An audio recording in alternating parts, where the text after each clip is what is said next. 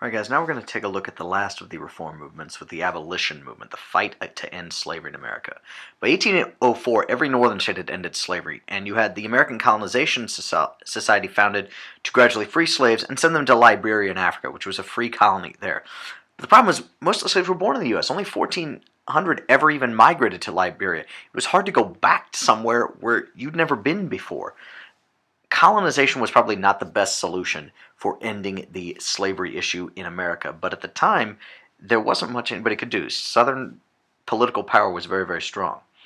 But you started to have some opposition to it. The Second Great Awakening inspired many to join the abolition movement. People like William Lloyd Garrison, who would publish an anti-slavery newspaper called The Liberator, calling for full equality for African Americans.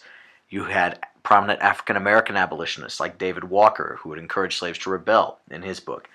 But the most famous out of all of them was definitely Frederick Douglass, who had been born into slavery, taught himself to read and write, and he would actually even escape slavery. 3 miles outside Baltimore heading north, a slave on the run. The risk of capture is high.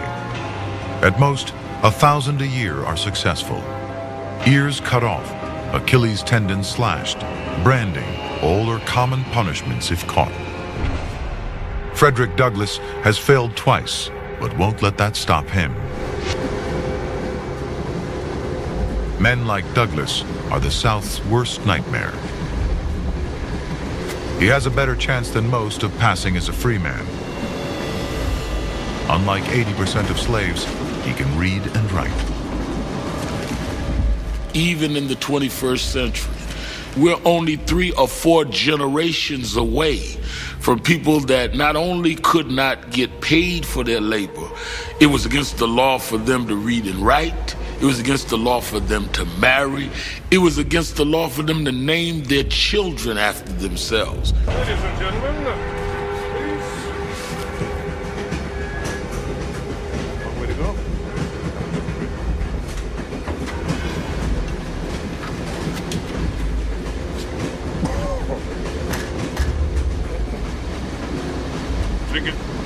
Black Americans must carry documents proving they're free or who they belong to.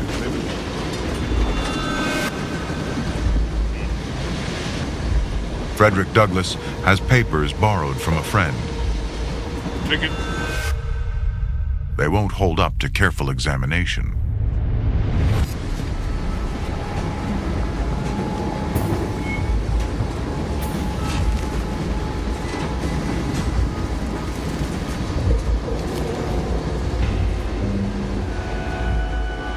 My whole future depended on the decision of this conductor.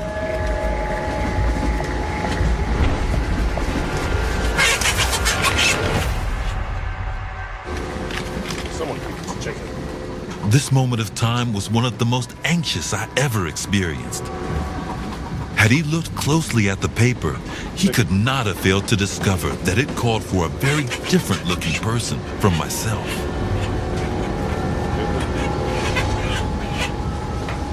Frederick Douglass makes it to New York City and freedom, and becomes a leading figure in the anti-slavery movement. He'll write a best-selling autobiography. He'll meet and debate with Lincoln in the White House. At a time when slaves are barely regarded as people, he will become an icon, a celebrity, the best-known African American in America. So here you see a picture of William Lloyd Garrison, the famous publisher of The Liberator, the first truly anti-slavery newspaper.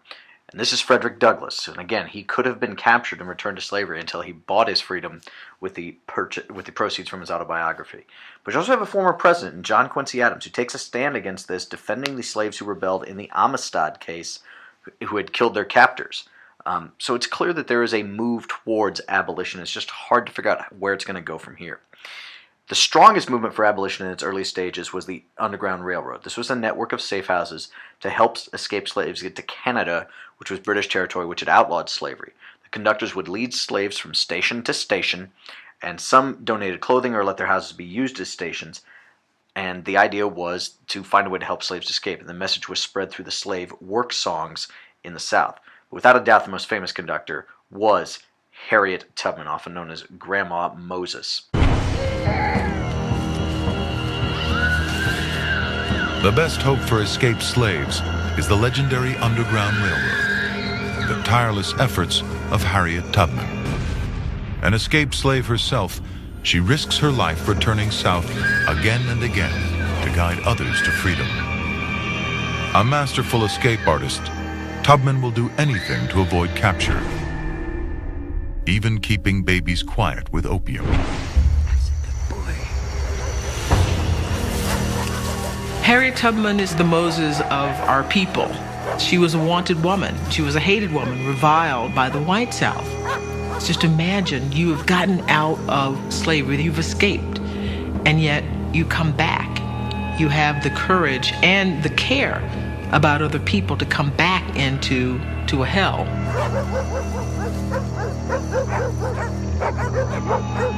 The South puts a $40,000 reward on her head, but nothing stops her. Come on, y'all.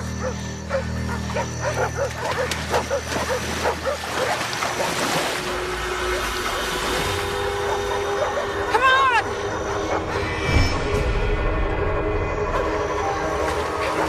Move. I'm going to die.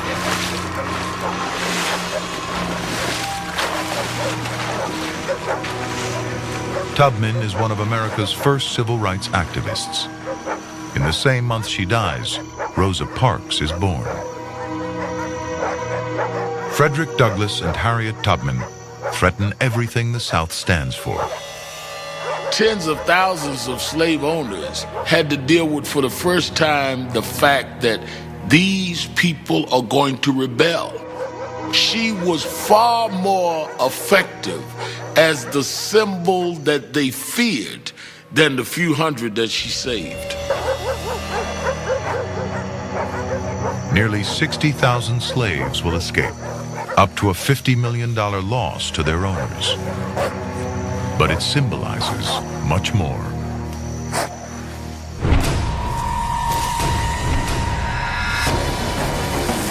Now the South has a fight on its hands, and they're prepared to do whatever it takes to preserve their way of life. The fight for the soul of a nation is just getting started. So here you see an image of Harriet Tubman in 1870 after slavery had come to an end. She risked capture herself in trying to help so many escape, but she led more than 300 slaves to freedom. She made 19 trips to the South and never lost a slave. As many as about 50,000 escaped using the network. But northern textile mill owners benefited from the cotton produced by free slave labor, so they weren't necessarily in favor of abolition, even though they were northerners. You had William Lloyd Garrison being attacked and drugged through the streets in 1835. You had Southern congressmen who got a gag rule passed that prohibited discussing any anti-slavery bills. So it's very, very clear that the ability to compromise is starting to disappear in American politics when it comes to slavery. Thanks, guys, for paying attention. Hopefully we took good notes.